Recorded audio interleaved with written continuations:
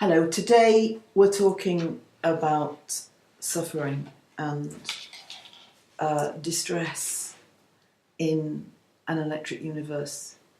I mean, everyone suffers one way or another. No one is exempt.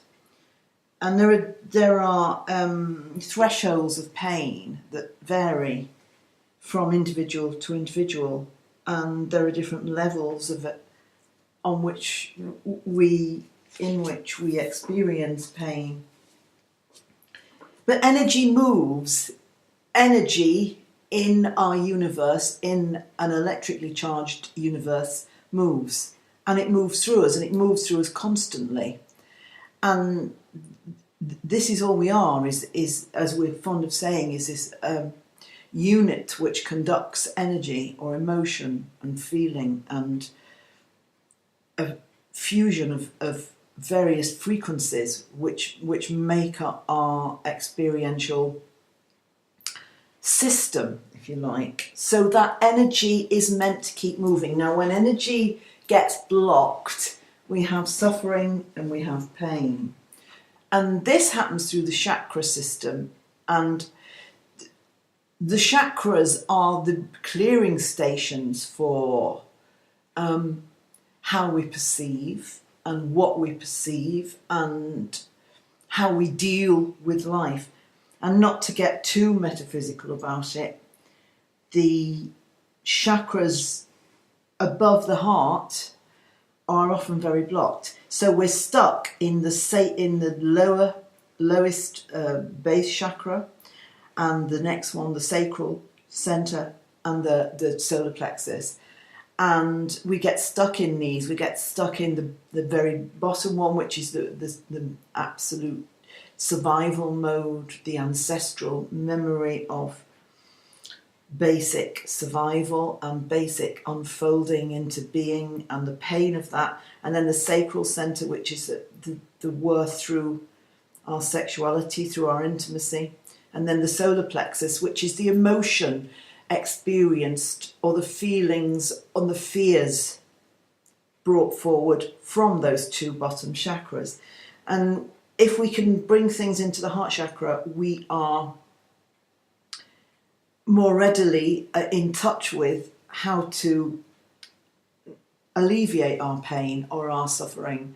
Suffering is usually when we are holding on to something.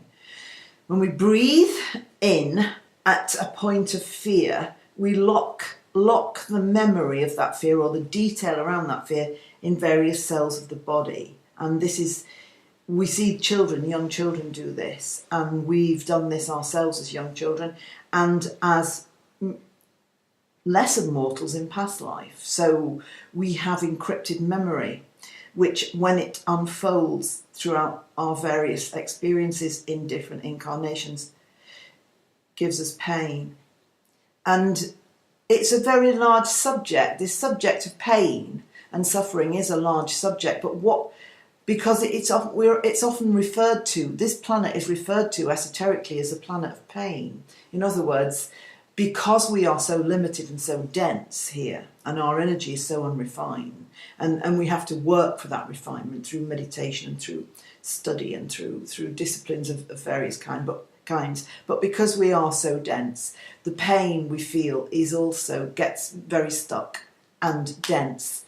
But we are concerned with explaining the mechanisms of breathing and of meditation, particularly today, breathing and releasing pain through the various chakras where pain may have gotten stuck. Joe, you have experience of using your own methods of controlling pain, don't you? I do. Basically, the last 10 years there's been a lot of suffering in my life for many various reasons. So, to better myself, I've educated and pursued ideas that people have of removing the pain. I think one of the most successful I've had is remember the pain that you had, and next time you come across it, deal with it in a different way. So you can move your energy forward. Can you give an example of what you mean by that? When my mother died, life changes, things go missing. There's a hole. There is a hole, and basically it took me up until very recently to deal with this pain. Because you couldn't focus on it, do you mean? It was because of not knowing how to deal with it. That's what I mean, because you couldn't address it directly. That's it, yeah. Right. But effectively is you have to honour that pain. Yeah. You focus on the pain. You have to sit in the middle of it rather than evade it, don't you? You have to head face on and deal with that pain. And the next time you come across that same idea, I know it's difficult with my mother, but things do repeat themselves in life. And the next time you come across the same situation, you do things as you have learnt to do them from the pain that you have had. Yeah, because pain does happen at an emotional level, and it's often more acute than at a physical level, which is one of the reasons that people do displace it with all kinds of things, self-harm, for instance, and so on. It's just a build-up of energy, like you say. It is. But what the heart chakra, because the heart's directly connected to the right side of the brain, we can get creative in how we deal with it. And then the left brain can connect to the right brain can connect with the left brain and make order out of that creativity. So you can move on. So basically your heart flushes out. So do you mean by remembering detail or looking at detail? What? That pain is there inside you. So what you got to do is get yourself to that pain, so you become that pain, and then you feel or you think or you deal with that pain how you think you can move it forward. Yeah, I think by trying to avoid pain, we create more pain. Yes, we do. By trying to, whereas if we kind of centre into it, it's like if you really hurt yourself in a localised sense, physical pain when you're hurt is a tendency to lock down and to try to stop the pain by stopping breathing, by stopping feeling. Yeah. But if you just can really let go, I mean, obviously people who've given birth to children, childbirth, you're taught to do this in childbirth, but it's a hard thing to do, to relax into the pain. Yeah, it should be taught from when people are very, very young. Yeah. So it becomes second nature. Yeah. But unfortunately, the education system doesn't teach us this, but that's another subject. It's often, I think, in ongoing pain, having spoken to people and experienced something, for myself, but if you sit with pain, you actually meditate with the pain. Pain has a colour, and that colour is telling you the energy of the various emotions that play behind the pain, I mean, red is a high octave, reds to magentas, greens, and yellow is literally expressive of, is trying to express something in words. So to use the throat chakra, for instance, to make a noise. One of the best ways to move localised pain is to make some kind of noise. Vibration, resonance. Yes. Yeah. Well, because we often talk about cymatics, don't we, in that sense? Cymatics. If you look up cymatics, you can see why people get in pain. There's certain frequencies where geometry, as it were, which we're all made up of, becomes stable. And the higher you can achieve the frequency, the more complex the geometry becomes. But in between different parts of geometry, things become distorted and disorganised. Yeah. Well, we podded on it. We did a pod on cymatics and sound, didn't we? Yeah. But it's useful to bring it in here because sound as a vibration emitted from us, when we emit a sound, it actually, people do it. You can hear it in the more guttural or what word am I looking for? In the non-language sounds that people make, they often express their emotion more pertinently than in the words they use. Yes. So, people scream with pain, people kind of roar with anger, people rumble with ongoing rage. And our body makes sounds all the time that are resonant of where energy is stuck. A build-up of energy. That's it, a build-up of... And this is where... And the chakra may block it because the chakra doesn't want to release further details. See, if you work on your chakras, they're like massive filing stations, and memory and detail will come to the fore. And there's often that's happening during sleep state or during more unconscious state, and we often put an embargo on that. What I want to mention is people with people will often go through life with the same bigotry or bias, or which is another way of saying unresolved anger without justification, or anger in a group sense, which when becomes bigotry or bias. Again, this is part of a major group chakra, or a national chakra, or a chakra of a particular place and time. But people holding bigotry and bias will often hold the same bigotry for when they're 80 as when they're 20 years of age. You see this, and I mean, you'll all have different examples of what you've seen. And it may be a joint complaint, but it must be refined through individual.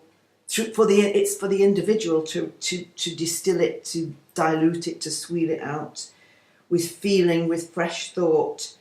And you can hear people say the same things even though life has moved on. They have the same biases or bigotries which are expressed in the same way. These people repeat themselves. That's what I mean. I mean, this could be taken back. You can see this in a chart by inflicted mercury. But what comes to mind is, and which is probably a subject you know more about, is when people talk about football and they're very bigoted for their own team, and they'll hark back to players and infringements of rules that happened 30, 40 years ago, and people do the same with war and go back in time in battles or feuds or whatever, and won't see something from a new perspective.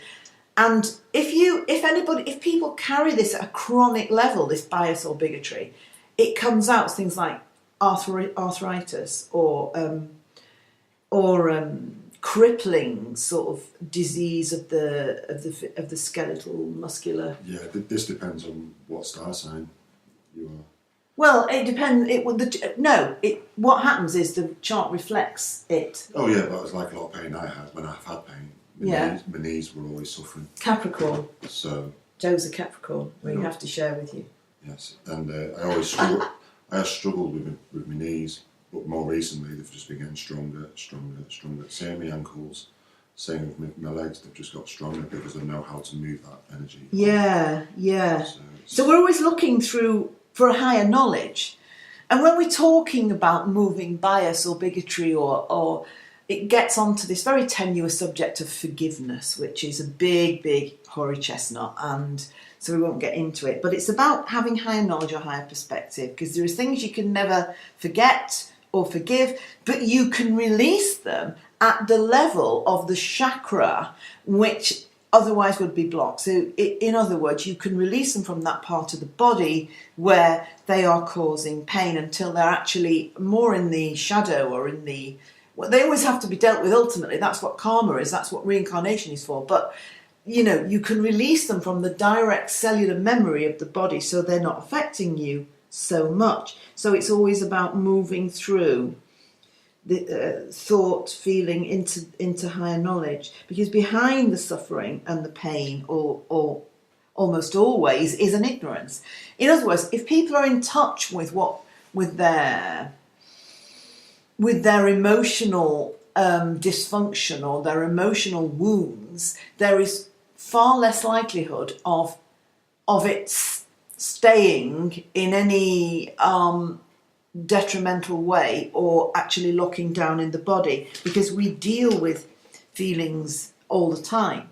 In passing, we listen to music, we write diaries, we talk, we do things which allows us to release that those capsules of pain. And ultimately it's about learning. So it's, to be very trite about it, it's just as the drains get blocked, so do the chakras of the earth, of the country, of the street you live in, the home you live in, and of your own body. Because, as we said, no one can avoid suffering. I mean, without a certain amount of distress, we would not grow, we would not evolve. But when it becomes endemic, when it becomes something which is absolutely ruling our life, then we need to look at ways of moving that forward. So disease and illness and things that go wrong with us are, that suffering has what we call a seer, S-W-E-R, behind it. In other words, there's a witness to it. It's a part of ourselves that's become separate from us and not in sync with us. And it's to love it, to bring that part back, and to kind of honour it is a better word than loving it. But to honour something is ultimately to feel a love for it. So many people use their pain as an excuse to love themselves. It's like, I have this illness, so look, I need to look after myself. Without it, I wouldn't nurture myself. Yeah. So many people are taught not to dwell on, or still are perhaps, not to dwell on what goes wrong, not to think of themselves. Sorry. I was going to say, dwelling on things is what causes the pain. Well, it depends. Dwelling on things is different than analysing them. Oh yeah, but dwelling on things when you constantly think of it. And if you constantly think of something, then you become it. So yes, I agree to overthink the thing, to morbidly dwell on it. But what I mean is, many people are taught don't. On this question of loving yourself, many people are taught don't love yourself. Love something else first. Love thy neighbour first. In certain religious orders or beliefs, and there's a fine line. I know with children is not to make them too self-absorbed, but also not to have them afraid to actually stand in the moment of what is going on. I mean, that's why children cry so much, but many people are taught not to cry, and many people can't cry. And crying, weeping, is another form of noise, it's another form of emotion. The fact that fluid comes out of your body is a plus, because it's draining the lymph, it's cleaning the lymph, which the lymphatic is a major cleansing tool of the whole system. So people, when they're ill, when they're in pain, when they're suffering, give themselves permission to stop and nurture themselves, or allow other people to nurture. And many people go into hospital repetitively because they find the nurture in hospital that they can't find anywhere else. Now, if you say this to certain people, it sounds harsh, or it sounds unsympathetic. But what we're saying is the root is at the unconscious. It's not necessarily at the conscious level. Sometimes it is, but sometimes, mostly, it is very unconscious. So the unconscious rules us, because it's 90%. So again, these patterns, these causes are very unconscious. But if we can become conscious of how we work and what we are, then more and more can we be in touch with something that is actually becomes self-regulating. Everyone looks externally for a solution. Yeah. When the solution lies within you, it's something you deal with yourself. And that's the only way you're ever going to deal with pain. People have to learn, and learn very quickly. And now people are becoming more aware and learning. wouldn't you say? I think so. I think it is called compassion. It's relating to everything around you in a positive manner. Too many people now have got too much negativity to say about an external source, and this affects who you are. It sort of creates what you're saying within yourself. And what about what you were saying before about compassion imploding the blood?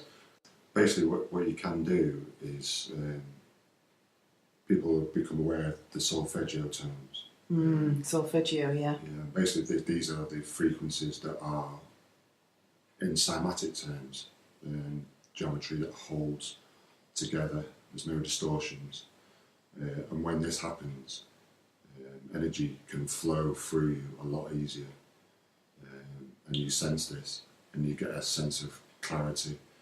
You basically become one with the field around you, and that energy flushes through your body and takes away anything that you focus on.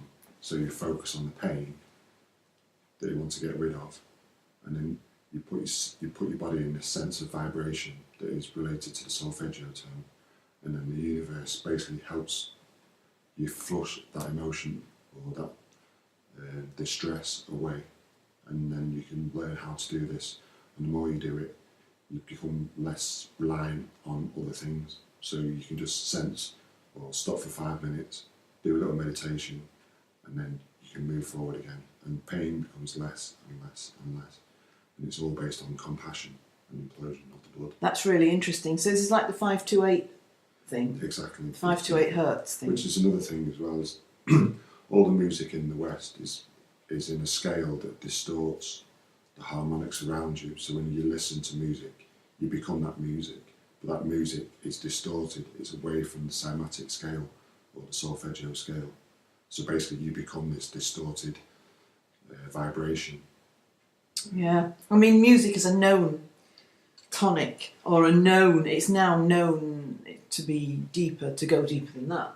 But, I mean, Mozart is said to have composed in code, which those codes had certain effects over the body. So listening to Mozart is very throat chakra, I think.